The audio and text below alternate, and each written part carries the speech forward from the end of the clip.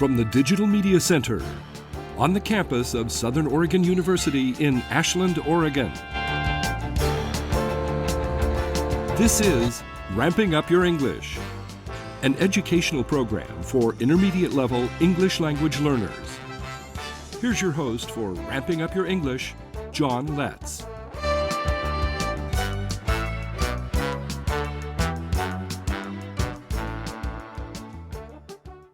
Welcome to Ramping Up Your English, winner of the Southern Oregon Television Award for Program of the Year and the Award for Best Educational Program. I'm the host and producer, John Letz. Ramping Up Your English is an educational support program for intermediate English learners. It's a program for people from all language backgrounds. Ramping Up Your English is also for people of all ages. If you've already passed the beginning stages of learning English, and you want to reach higher levels of proficiency, this program is designed to meet your needs. We take a content-based approach to helping you reach higher levels of English proficiency. Our current thematic unit is animals. This is segment 1 of episode 61. In our last episode, we dove into the world of invertebrates, like this colorful, graceful organism that belongs to the animal kingdom, a coral. This beautiful sea creature has no backbone and is made up of individual living units called polyps. This lack of a backbone is what classifies a highly divergent set of animals together as invertebrates. That's what sets them apart from other orders of animals. In this episode, I'll keep some promises I made. See, I promised to return to one of the reptiles we saw earlier, and I promised to have us look at the reproduction of butterflies. Let's start with that one.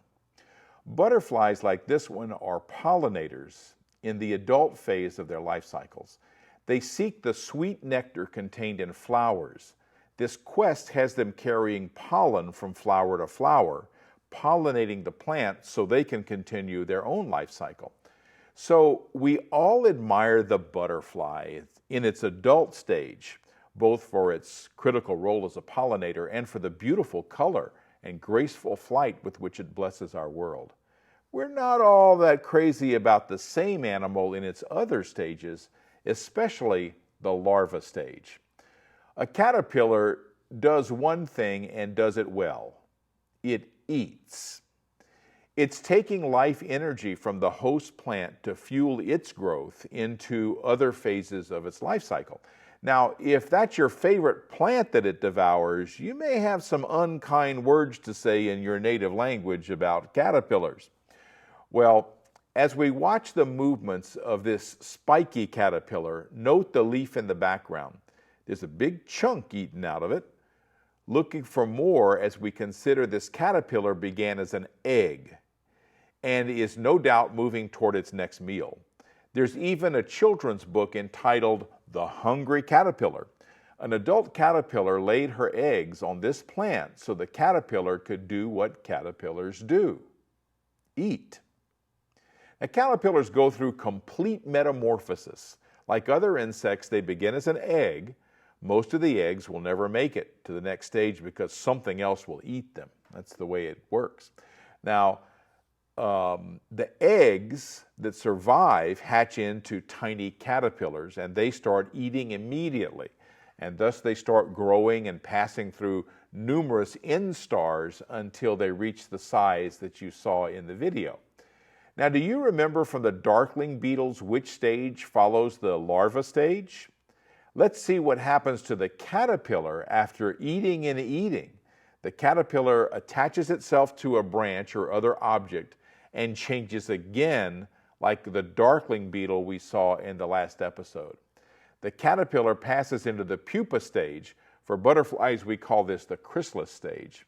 Let's watch this amazing time-lapse video that shows what happens in this life cycle. This is a monarch caterpillar. Remember, this is time-lapse videography. It doesn't happen this fast in nature. See it forming the chrysalis? This is the pupa stage. This is the chrysalis. Now watch it change over time. Notice the color change and the color you see behind that membrane. Now as we zoom out, watch what happens. There it emerges, and now it spreads its wings, and it's an adult butterfly. That's from a video sharing service called Video Blocks. Most of the video you see in this episode was purchased from them. Now, some of the video is from independent producers who license under Creative Commons, like I do with this program, Ramping Up Your English. So to continue on, while a caterpillar's job is to eat, the butterfly's job is to mate. Now, some only live a few days as an adult, and some species don't eat anything at all. Most drink nectar to fuel the process of reproduction. Now, monarch butterflies undertake a long-distance migration, bringing them en masse to coastal California and Michoacan, Mexico. They gather in these places to reproduce by laying their eggs. Now, when those offspring reach maturity, they return to where their parents once lived. But now the parents have all died. They return to a place they've never been before. The mass migration of monarchs is one of the wonders of nature. Speaking of wonders of nature, I always told my students in elementary school that there are great rewards in observing nature, but you have to do it at nature's pace to get the full benefit. It takes effort in our fast-paced world to observe nature's processes, but the rewards go deep. Now, if you know how to look, you'll find that you're surrounded by nature no matter where you live, and the excitement of your own discovery cannot be equaled without that patient observation. I'm very happy to share images that I can share on this program, but it's no substitute for personal observation. Now, one thing you might see is a butterfly collecting nectar. Whether migrating or not, butterflies need energy for their reproductive functions and possibly just to enjoy being alive. Notice the round object near the mouth of this butterfly. That's a proboscis. The butterfly uses this tube to reach the nectar in a flower, then coils it up to stay out of the way when no longer needed. There are many different species of butterfly. As for the range of any given species, that depends on the species. Now, some are adaptable and live in a wide range of areas. Some are very specific about what they'll eat and can only be found in a rare habitat. These are the butterflies that are at the greatest risk of extinction. So this butterfly needs to live in a swampy area. They're not likely to be in a desert. You're not likely to see one there. Yet other species of butterflies are found in the desert. They're found there. Now, butterflies use their wings to cool off. And since insects are not warm-blooded, they depend on their environment to find warmth. That's why butterflies are sometimes seen sunning themselves. To cool themselves, they can release that heat through their wings, when they're flapping them like that. So butterflies have been observed digging in the dirt, and that's probably to get minerals they need from the soil. These butterflies were observed digging in the mud at Maloney Springs in Upper Klamath Lake. Again, it looks like they're after minerals in the soil. Now, we can also see how they interact with each other in this situation. Monarch butterflies are widely distributed but endangered. They need a specific plant on which to lay their eggs. That plant is the milkweed. Now, many of them have been eliminated, those plants have been eliminated through the use of herbicides by farmers. The milkweed is not the threat to the crops, thus they are not the target of the herbicide spraying. Nonetheless, they are eliminated when the herbicides are sprayed on other unwanted vegetation. Now, monarchs are also threatened by deforestation in Mexico, particularly in Michoacan, where the trees that they depend on during migration are being cut down for lumber. In the United States, a national effort was put in motion for people to plant milkweed. President Obama used his leadership to further mobilize this effort. Conservation groups are trying to preserve the forest in Mexico for that part of their life cycle. Monarchs present a clear example of the complexity of habitat needs. As migratory animals, they must find their needed habitats all through their life cycle. Scientists often use nets to collect butterflies, but these nets are being used to collect something different. These are called D-nets for their shape, and these young people are collecting macroinvertebrates from Bear Creek in Medford. There are various methods of collecting them, but the goal is always the same: to loosen their grip on the undersides of the rocks and have the water sweep them into the net for observation and identification. Macroinvertebrates refer to those animals without backbones that spend their larva stage under the water. Plus, these animals are large enough to see without a microscope. This one is a case caddisfly, an indicator of good water quality. And macroinvertebrates include aquatic earthworms and the larvae of mayflies and stoneflies. Since they look so similar, magnifiers are used to help distinguish those traits. By counting appendages on the abdomens, observers can identify the macros. Knowing what lives in a stream can tell scientists the quality of the water. That whole issue of water quality is critical to the health of salmon and steelhead populations, two fish that are vital to the health of the ecosystem found in southern Oregon. George Duran is a retired science teacher, and he volunteered to talk to my English learners about macroinvertebrates. Certain macros can only live in good water quality, all right? And the first important one, what is this? Yeah, look at this, are, what do we call that? What are they called? Mayflies, okay? How many tails? 3 tails. Stoneflies. Now, they're not, they look scary because this is big, but they're not, most stoneflies are only about that big, okay? So they're not going to bite you. They don't have any mouth parts, okay? How many tails? 2. So most people get these, they can't remember. So the way you remember, the mayfly has 3 tails, stonefly has 2 tails, because they look real similar. When you just see them swimming around, is M has 3 things going up and down. Okay? Yes?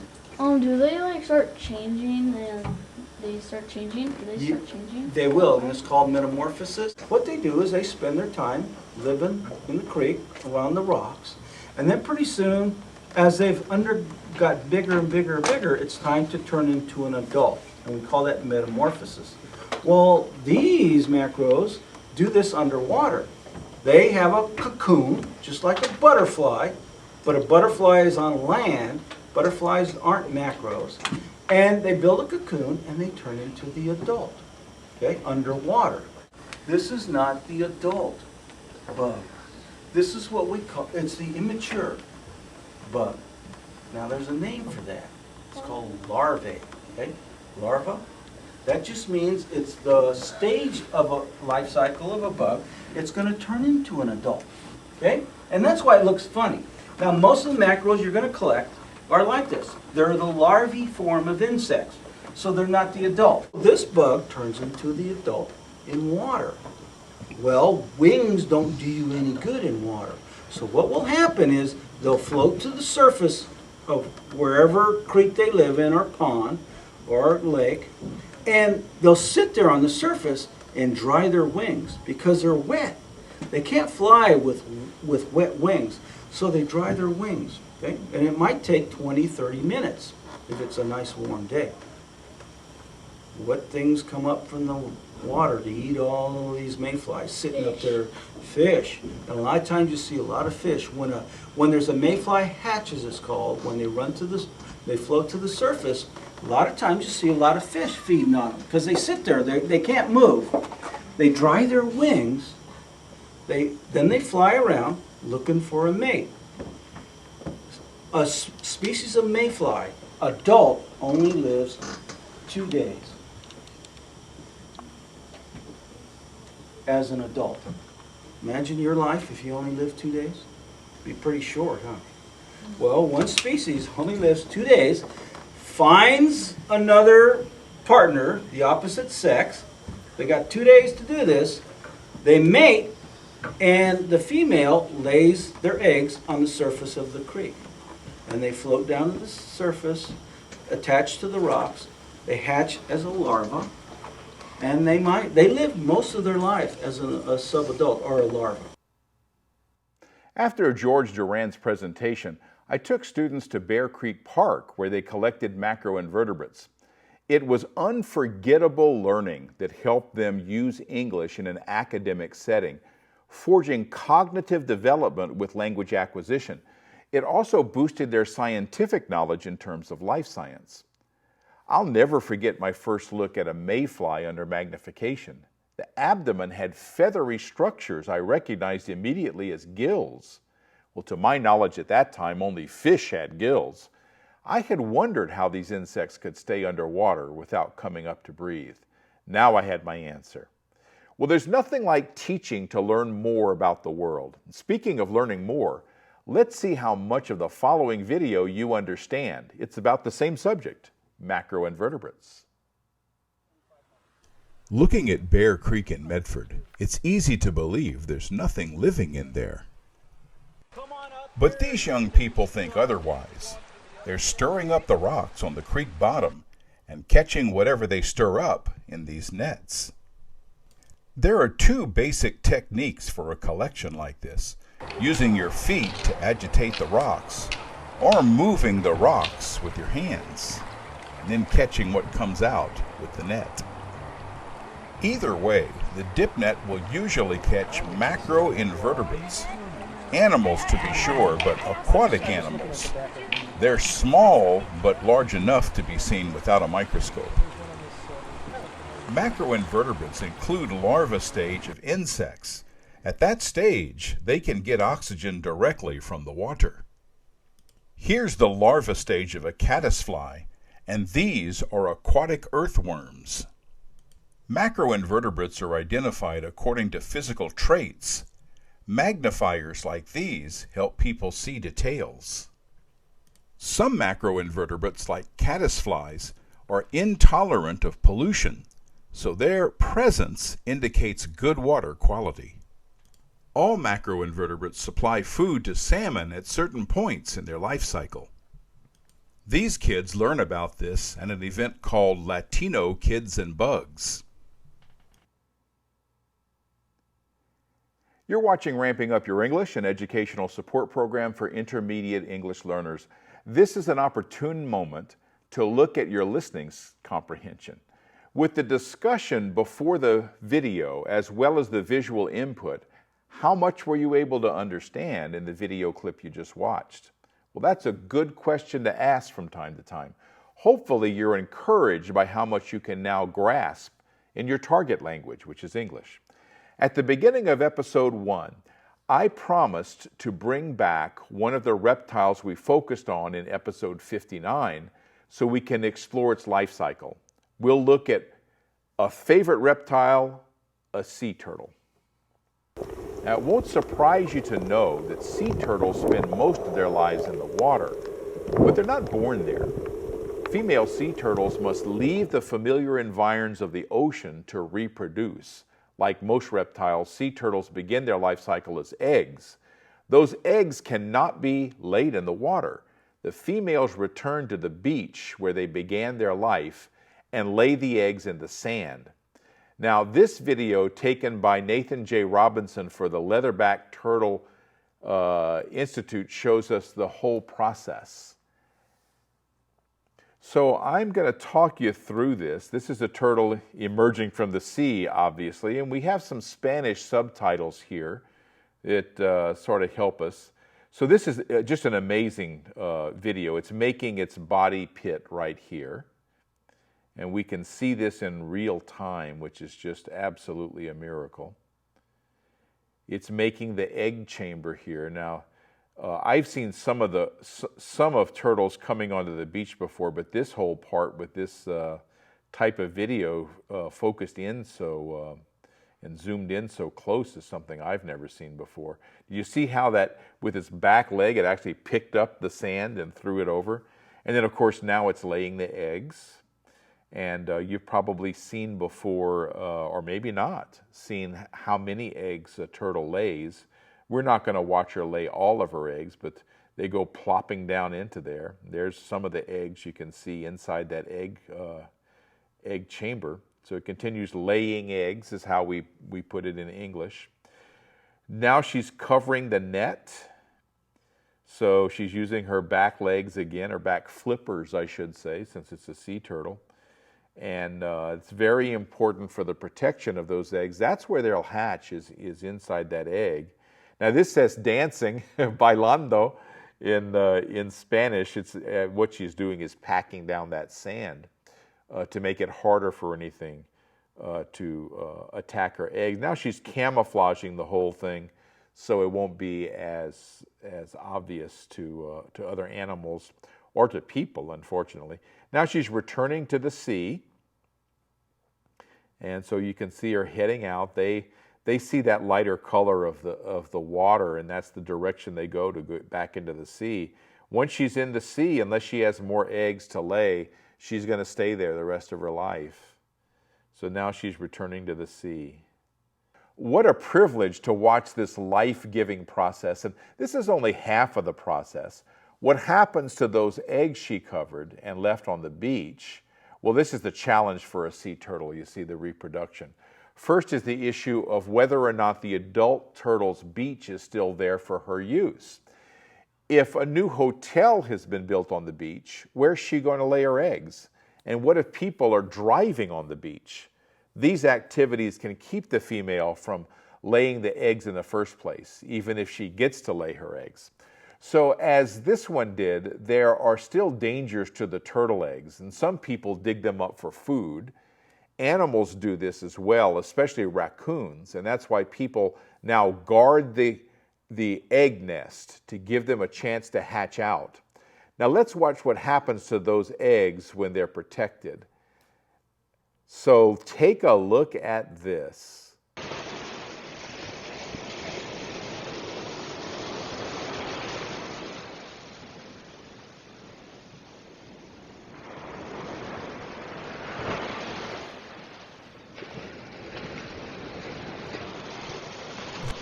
These are leatherback turtles.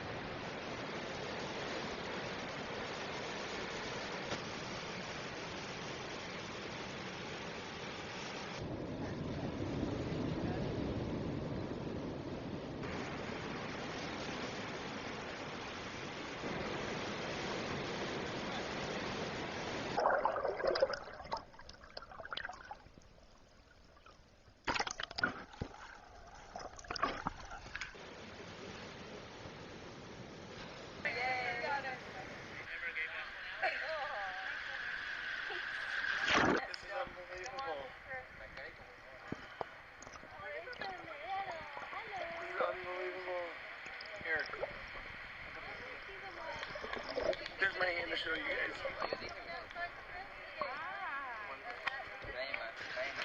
This is so cool. We're in Cozumel. Learned about it from a guy in the hospital who's volunteering here.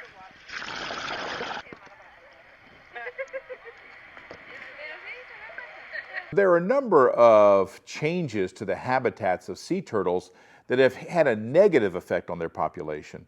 Now, some species are endangered.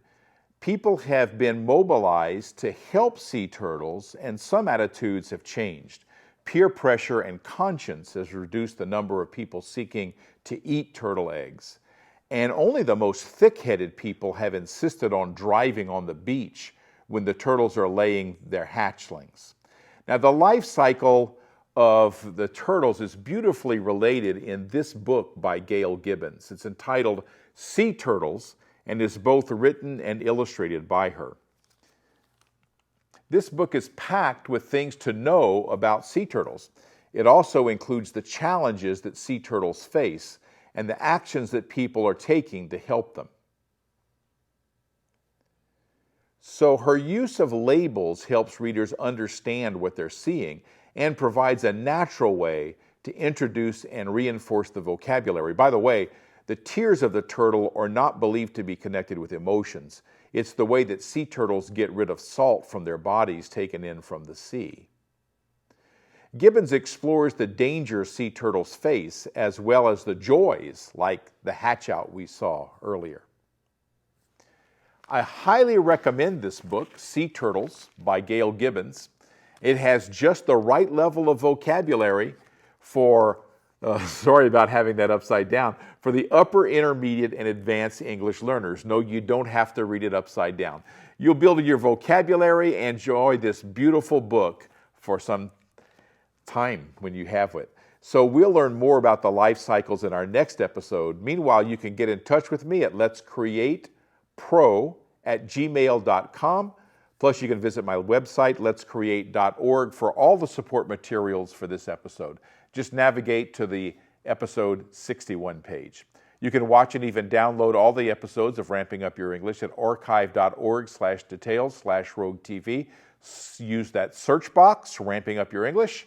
You'll find all the episodes there. Ramping Up Your English can be seen in Ashland on Channel 15, on the Ashland Home Network, and in the rest of Southern Oregon on Charter Cable Channel 182. Showtimes are 8 a.m. on Mondays and 7:30 p.m. on Thursdays.